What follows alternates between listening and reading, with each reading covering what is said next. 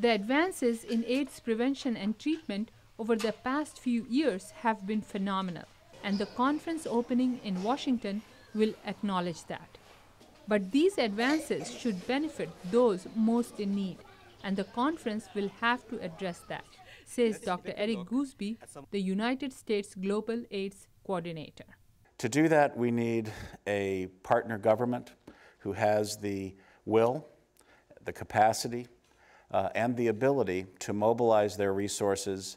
The UN AIDS report shows that international AIDS funding has flattened, but 81 countries have increased their domestic investment for AIDS treatment by 50% over the past 4 years.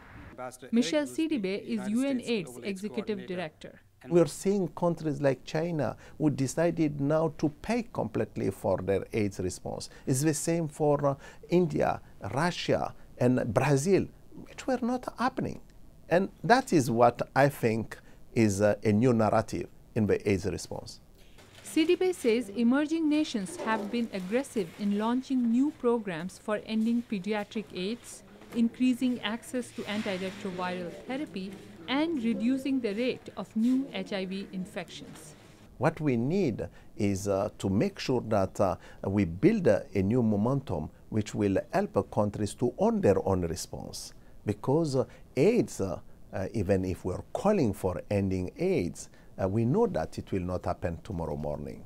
Experts say that with 34 million people still living with HIV and with 2.5 million new infections last year, there is still a lot of work to do.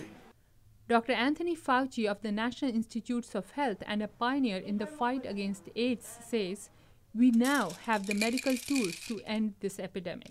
It's the political will and the enthusiasm and the resources that we need to make sure we implement it and scale up to the highest degree possible the implementation of interventions that we know work.